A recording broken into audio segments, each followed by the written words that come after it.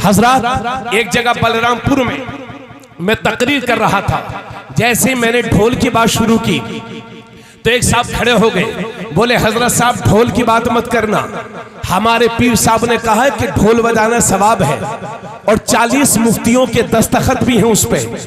भाई साहब लड़ाई तैयार थी, उधर से वो साहब खड़े हो गए, इधर से मजमा खड़ा हो गया। करीब था कि लोग आपस में लड़ जाते। मैंने लोगों को बिठाया और कहा भाई इन्होंने सवाल मुझसे किया है, जवाब मैं दूंगा, आप बैठ जाइए।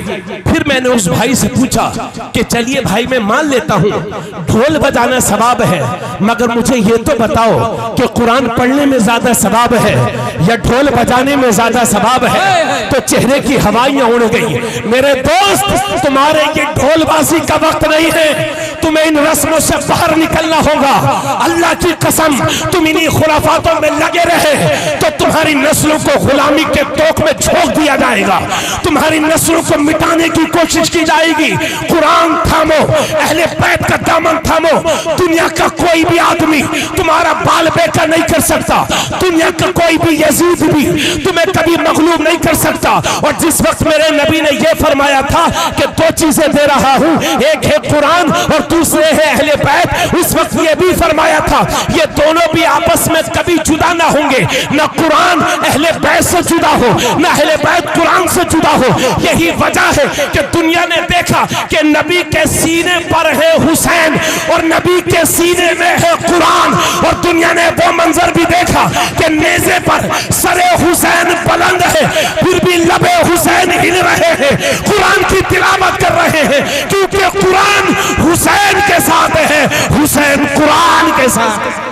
नारे तकबीर! अरे कम से कम हक बयानी हो रही है, हाथ उठा के तायद कीजिए। नारे तकबीर! नारे रिसालत! मशलके आला हज़रत फैज़ाने इमाम हुसैन, यादगार इमाम हुसैन, शहादत इमाम हुसैन, हक के खिताबा। बहुत उम्दा, बहुत उम्दा, वाह वाह वाह वाह, बहुत उम्दा, वाह। आका करीम सल्लल्लाहु अलैहि वसल्लम ने, मेरी बात आपको समझ में आ रही है ना? बोलो भाई।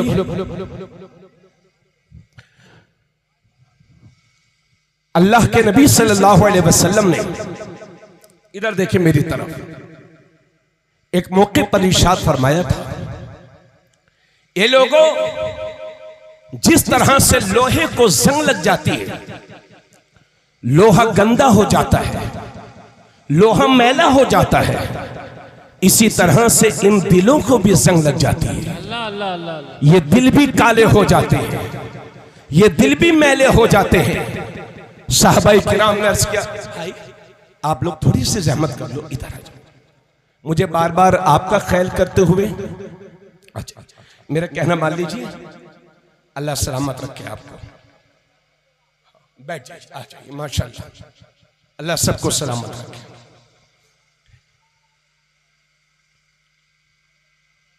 माशाअल्लाह, इजाजत है बयान करें? हुजूर सल्लल्लाहु अलैहि वसल्लम ने इरशाद फरमाया, असल में बार बार मुझे अपने चेहरा उधर करना पड़ रहा था। हुजूर सल्लल्लाहु अलैहि वसल्लम ने इरशाद फरमाया कि जिस तरह से लोहे को जंग लग जाती है, इसी तरह से इन दिलों को भी जंग लग जाती है। दिल भी मैले हो जाते हैं, दिल भी गंदे हो जाते हैं। साहबाए किराम ने अर्ज़ किया, या रसूल अल्लाह, दिलों की गंदगी कैसे साफ होगी, दिलों का मैल कैसे साफ होगा? तो अल्लाह के नबी सल्लल्लाहु अलैहि वसल्लम ने इरशाद फरमाया, अगर दिलों की गंदगी दूर करना चाहते हो, दिलों का मैल खत्म करना चाहते हो, तो कसरत के साथ मौत को याद किया करो और कुरान करीम की तिलावत किया करो। कसरत के साथ मौत को याद करना और कुरान करीम की तिलावत करना, यह दिलों की गंदगी को दूर करता है, दिलों के मैल को दूर करता है। और अल्लाह के नबी सल्लल्लाहु अलैहि वसल्लम ने एक मौके पर यह भी इरशाद फरमाया, ए लोगों, इसका बिल्कुल बंद करो, इसको बिल्कुल बंद करो। ए लोगों, जब कुरान पढ़ा करो तो आंसू बहाया करो, रोया करो, और अगर आंसू नहीं आते हो तो रोने जैसी शक्ल ही बना लिया करो। जिस घर में कुरान की तिलावत होती है, सुबह ही से अल्लाह की रहमतों का नुज़ूल हो जाता है। हमने अपने बच्चों को कहां लगा दिया, तरह तरह की रस्में निभा रहे हैं हम। पूरे का पूरा मुहर्रम गुजर जाता है, एक रुकू पढ़ करके इमाम हुसैन की रूह पाक के लिए इसाले सवाब करने की तौफीक हमको नहीं होती। बोलो, फातिहा कोई ना छूटे मगर रुकू एक नहीं पढ़ेंगे। एक जमाना वो था कि लोग सुबह उठ करके कुरान की तिलावत करते थे। आज जुज़दान में कुरान रखे हुए हैं, रात के 2-2 बजे तक, 1-1 बजे तक, 3-3 बजे तक लोग टीवियां देखते हैं, सीरियल देखते हैं। पहले एक टीवी होती थी, सब लोग बैठ के देख लिया करते थे। अब अगर घर में 5 कमरे हैं तो 5 मोबाइल के जरिए से 5 कमरे सिनेमा हॉल बने हुए हैं। ए लोगों, तुम्हारे घर में कहां से बरकतें आएंगी? तुम न अपने उलमा का एहतराम करते हो, माफ करिएगा, न तुम अपने उलमा अइम्मा का एहतराम करते हैं, माफ करिएगा। आप अच्छे हैं, लेकिन अक्सरियत हमारी अक्सरियत का यह हाल है कि कुरान से भी दूरी, उलमा से भी दूरी। हजरात, मैं इसलिए कह रहा हूं, अगर इसी मजमे में अगर मैं पूछूं कि कितने लोगों को कुरान पढ़ना आता है, तो भाई साहब अक्सर लोग वो होंगे कि जो कहेंगे हजरत साहब हमें बिल्कुल नहीं आता।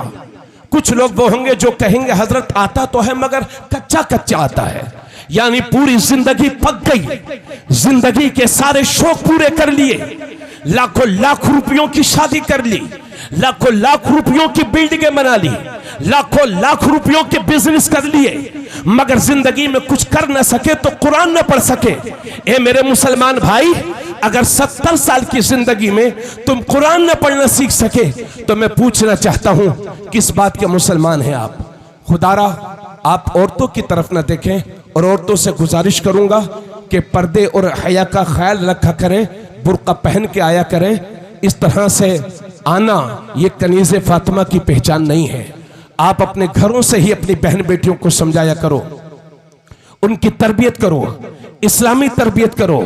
माफ करिएगा, अभी हमारे यहां हो क्या गया है, अल्लाह की पनाह 10 मुहर्रम की तारीख, ये वो तारीख है जिस दिन मेरे नबी के घर के 17 फर्द और इमाम हुसैन के जानिसार साथी 3 दिन के भूखे प्यासे करबला में शहीद हुए थे। मगर वाह रे, आजकल के अपने आप को हुसैनी बनने वाले और उनके नाम पर मर मिटने का जज्बा रखने वाले, उनके हाल देखो। तो हमने किया क्या है? 10 मुहर्रमुल हराम को हम मेले सजाएंगे, हम ठेले सजाएंगे, और हमारी कौम की बेटियां, सुन लीजिए, नए नए कपड़े पहनकर, बनाओ सिंगार करके उस मेले के चक्कर लगाती हैं, ठेलों के चक्कर लगाती हैं।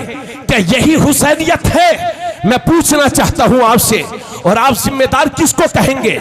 हम खुद अपनी बहन बेटियों को, अपनी बीवियों को सजा धजा करके, मेकअप करा करके, और नारियत के माहौल में, बेपर्दगी के आलम में जब मेलों के चक्कर लगाएंगे तो तुम्हारे इन मेलों से हुसैन खुश होंगे कि नहीं खुश होंगे? तुम्हें गौर करने का मकाम है। ए मेरी कौम के जिम्मेदारों, जब 10 मुहर्रम आया करे तो अपने बच्चों को रस्में न सिखाया करो कि बेटे ये कर वो कर, ये मत सिखाया करो, बल्कि ये कहा करो कि बेटा 10 मुहर्रम का दिन इस्लाम को बचाने का दिन है, शरीयत को बचाने के लिए करबला में हुसैन ने अपना खानदान लुटा दिया, अपनी जान कुर्बान कर दी। मेरे बेटे, अगर शरीयत की बचाव के लिए, शरीयत के तहफ्फुज के लिए तुझे भी अपनी जान की बाजी लगाना पड़े तो लगा देना, मगर हुसैनी किरदार से कभी पीछे मत हटना। नारे तकबीर, नारे रिसालत, मसलके आला हजरत, फैजाने इमाम हुसैन, गुलामाने इमाम हुसैन, हुसैनी कमेटी। क्या कहने, बहुत उम्दा, सुभान अल्लाह, सुभान अल्लाह। बोलो भाई, मैं सही कह रहा हूं, बातें ये गलत हैं? बोलिए, करो इस्लाह। फातिमा, वाह फातिमा, वो फातिमा कि जब पुलसिरात से गुजरेंगी तो बातिने अर्श से निदा आएगी, महशर वालों गर्दनों को झुका लो, इसलिए कि 70,000 हूरों के झुरमुट में सैयदा फातिमा ज़हरा का गुजर होने वाला है। वो फातिमा अहादीसे करीमा से पता चलता है कि सैयदा फातिमा के दुपट्टे के आंचल को कभी चांद सूरज ने नहीं देखा।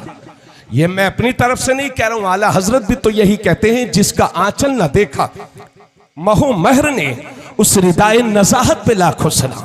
वो फातिमा कि जब उनके विसाल का वक्त करीब आया तो कहा, ए लोगों, मेरा जनाजा दिन में ना उठाना, मेरा जनाजा रात में उठाना, कहीं ऐसा ना हो कि जनाजा दिन में उठे तो किसी अजनबी मर्द की नजर मेरे जनाजे पर पड़ जाए। वो फातिमा आज हमारी बेटियां भागने से परहेज नहीं कर रही है। आए दिन अखबारों में पढ़िए, नाम बदल रहे हैं, मजहब तब्दील हो रहे हैं, एक एक औरत के कई कई मर्दों से ताल्लुकात। नतीजा ये होता है कि कभी उसी नाजायज ताल्लुकात की बुनियाद पर लोगों की हत्याएं तक हो रही हैं। ये इसलिए है कि हमने मॉडर्न माहौल को अपनाया है और इस्लामी तरीकों को छोड़ा है। इसलिए लोगों में आज आपसे कहूंगा कि अपने घरों में मॉडर्न माहौल को शामिल न करो, अपने घरों में निज़ाम मुस्तफ़ा कायम करो, शरीयत मुस्तफ़ा वाला माहौल कायम करो, अपने घरों में अपनी बच्चों की अच्छी तरबियत करो। इंशाअल्लाह इस पर हम थोड़ी देर के बाद थोड़ा सा और बोलेंगे। अब आइए जरा सा जिक्र खैर व बरकत के लिए सरकार इमाम हसन हुसैन का कर लिया जाए। उनके नाम से बोले सुभान अल्लाह। यार उनके नाम से कंजूसी मत कीजिए, बहुत एहसान है उन हस्तियों का इस्लाम पर, कहिए सुभान अल्लाह। सारे लगे हुए हजारों दरख्त हैं, मोहब्बत अहले बैत का एक दरख्त अपने सीने पर महफूज करके ले जाओ। फिर सुन लीजिए और इसको याद कर लीजिए। तवज्जो चाहूंगा, क्या फरमाया था मेरे नबी ने, अना शजरतुन, मैं दरख्त हूं, व फातिमा तो हमलुहा, और फातिमा उस दरख्त की टहनी है, शाख है, व अली लिकाहुहा, और हजरत अली उस दरख्त के शिगुफा हैं, वल हसन वल हुसैन समरतुहा, और हसन और हुसैन उस दरख्त के फल हैं, वल मुहिब्बून अहलल बैत वरकुहा, और अहले बैत से मोहब्बत करने वाले उस दरख्त के पत्ते हैं, मिनल जन्नती, हुजूर फरमाते हैं ये सब के सब जन्नत में होंगे। और 2 बार मेरे नबी ने फरमाया हक्कन हक्का, ये बात हक है, हक है, हक है। आप भी कह दीजिए हक्कन हक्का, हक्कन हक्का, ये बात हक है, हक है, हक है। अल्लाह सलामत रखे आप। माशाअल्लाह, बहुत खूब। अब मैं इधर देखे बाबू, अब मैं 2 हदीसें आपके सामने ऐसी पेश करने जा रहा हूं। अभी जो हदीस आपने सुनी, इन सारी हदीसों में फजीलत थी, और अब जो बयान करने जा रहा हूं इसमें फजीलत भी है और आपकी जरूरत भी है। 2 हदीसें, कुरान के बाद जिस किताब का सबसे बड़ा मकाम है वो है बुखारी शरीफ, हदीस की किताब बुखारी, और उसके बाद जिस किताब का सबसे बड़ा मकाम है वो है तिरमिजी शरीफ। इधर देख लिए, जाए मत कीजिए, इंशाअल्लाह आपको याद रहेगा। पहली हदीस मुस्लिम शरीफ की और दूसरी हदीस तिरमिजी शरीफ की। बड़ी संजीदगी के साथ मेरे तमाम भाई इसको समाप्त करेंगे। पहली हदीस जिसके रावी हजरत ज़ैद इब्ने अरकम है। हजरत ज़ैद इब्ने अरकम कहते हैं कि आका करीम सल्लल्लाहु अलैहि वसल्लम ने मकाम जुहफा में गदीर खुम के पास, ये गदीर खुम, खुम एक गांव का नाम है, और गदीर उस कुएं को कहते हैं जो उस गांव में वाक़े था। गदीर खुम ये एक मक्का शरीफ और मदीना शरीफ के बीच में एक मकाम का नाम है गदीर खुम। तवज्जो चाहूंगा, अल्लाह के नबी ने हजरत ज़ैद इब्न अरकम कहते हैं कि गदीर खुम के मौके पर अल्लाह के नबी सल्लल्लाहु अलैहि वसल्लम ने सबसे पहले खुतबा पढ़ा, अल्लाह की हम्द व सना बयान की, और उसके बाद नबी करीम सल्लल्लाहु अलैहि वसल्लम ने हमें वाज़ो नसीहत की। उसके बाद मेरे नबी ने इरशाद फरमाया, ए लोगों, मैं इंसान हूं, करीब है कि रब का भेजा हुआ फरिश्ता मेरे पास पहुंचे और मैं अल्लाह के हुक्म को कबूल करूं। इधर देख लीजिए, ऐसा मत सताइए, कभी कभी ऐसा होता है भाई। कारी शरफ साहब तकरीर पहले करा दिया कीजिए। बैठ जाइए यार, बैठ जाइए, खुटार वालों बैठ जाओ, बैठ जाओ। आप लोग ये समझते हो कि शायद तकरीर करना आसान होता है, ऐसा नहीं है। जब बेकदरी होती है ना तो अच्छा नहीं लगता। बार बार आपको मैं कह रहा हूं, आप तकरीर सुनना चाहते हैं तो सुकून से बैठे, और हल्ला मचाना चाहते हैं तो हल्ले में तो तकरीर हो नहीं पाती है। कुरान और हदीस की रोशनी में आपको कोई बात सुननी है, आप सुकून से बैठे। कोई बात आपको करना भी है जरूरी तो तकरीर के बाद कर लिया कीजिए, थोड़ी देर खामोशी के साथ बैठिए। और इस नियत के साथ, चूंकि कारी शराफत साहब ने मुझसे कहा था कि सरकार इमाम हसन हुसैन की शान बयान करना, तो मैं तरतीब से बयान कर रहा हूँ, अहले बैत की शान बयान कर रहा हूँ, और उसके बाद इंशाअल्लाह करीम मैं शान हसनैन करीमैन बयान करूंगा। इमाम हसन हुसैन की शान सुनने से ज्यादा जरूरत इस बात की है कि जिस मिशन के लिए इमाम हसन हुसैन ने जामे शहादत नोश किया था, उस मिशन पर आप भी कायम रहो और उस मिशन को सुनो, वो ज्यादा जरूरी है। तवज्जो चाहूंगा, इसको सुन लीजिए। मुस्लिम शरीफ की हदीस, रावी है हजरत ज़ैद इब्न अरकम। मकामे जुहफा में अल्लाह के नबी सल्लल्लाहु अलैहि वसल्लम खड़े हो गए और खड़े होकर के हजरत ज़ैद इब्न अरकम कहते हैं कि नबी ने पहले तो खुतबा पढ़ा, अल्लाह की हम्द व सना बयान की। उसके बाद इरशाद फरमाया, ए लोगों, मैं अल्लाह का बंदा हूं, करीब है कि रब का भेजा हुआ फरिश्ता मेरे पास पहुंचे और मैं अल्लाह के हुक्म को कबूल करूं।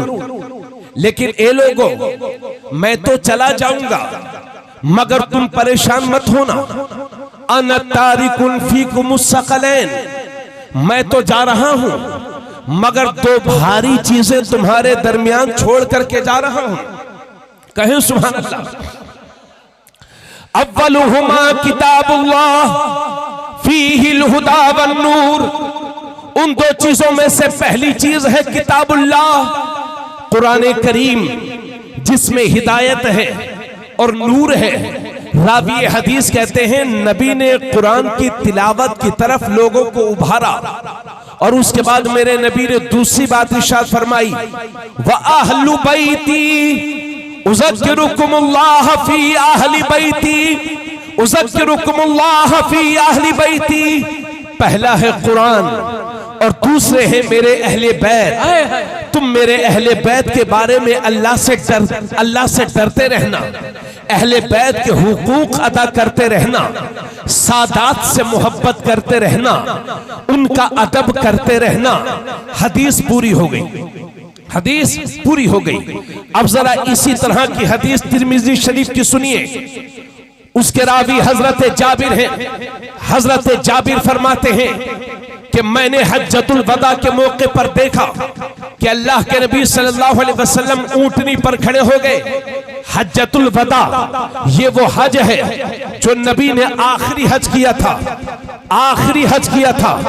1 लाख से ज्यादा सहाबाई किराम का मजमा था। अल्लाह के नबी ऊंटनी पर खड़े हो गए और ऊंटनी पर खड़े होकर के मेरे नबी ने फरमाया, या अय्युहन्नास इन्नी तरक्तुम फीकुम मा इन अखस्तुम बिही लन तदिल्लु किताब अल्लाह व इतरती अहल बैती। ए लोगों, मैं तुम्हारे दरमियान 2 ऐसी चीजें छोड़ करके जा रहा हूं कि अगर तुम उसे मजबूती से पकड़े रहोगे, मजबूती से थामे रहोगे, तो तुम कभी गुमराह नहीं हो सकते। हरगिज हरगिज कभी गुमराह, अरे बोलो यार, हरगिज हरगिज कभी गुमराह नहीं हो सकते। एक है कुरान और दूसरे है मेरे अहले बैत। कुरान पढ़ते रहना और अहले बैत से मोहब्बत करते रहना, तुम कभी गुमराह नहीं हो सकते, तुम्हें कभी कोई गुमराह नहीं कर सकता। ये मेरे नबी ने फरमाया। मैं तो जा रहा हूं मगर दो चीजें छोड़ करके जा रहा हूं, एक है कुरान और दूसरे है मेरे अहले बैत। कुरान पढ़ते रहना, अहले बैत से मोहब्बत करते रहना, तो हरगिज हरगिज तुम कभी गुमराह नहीं हो सकते। तो मेरे नबी ने तो गुमराहियत से बचाया था, लेकिन हम लोग देख रहे हैं कि आए दिन नई नई जमातें निकल रही हैं, नए नए फिरके निकल रहे हैं, लोग गुमराह होते चले जा रहे हैं, टोलियों पे टोलियां निकल रही हैं। जब नबी ने गुमराहियत से बचाया था तो लोग गुमराह क्यों हो गए, फिरकों में फिरके क्यों निकल गए? तो हजरात, जिस वक्त मेरे नबी ने यह फरमाया था कि गुमराह होने से बचे रहोगे, उस वक्त दो शर्तें लगाई थी कि गुमराहियत से तब बचोगे जब कुरान पढ़ोगे और अहले बैत से मोहब्बत करोगे। कुछ लोग इसलिए गुमराह हो गए कि उन्होंने कुरान तो पढ़ा है मगर अहले बैत से मोहब्बत न कर सके, और कुछ लोग इस वजह से गुमराह हो गए कि उन्होंने अहले बैत से मोहब्बत तो की मगर कुरान न पढ़ सके, इसलिए वो भी गुमराह।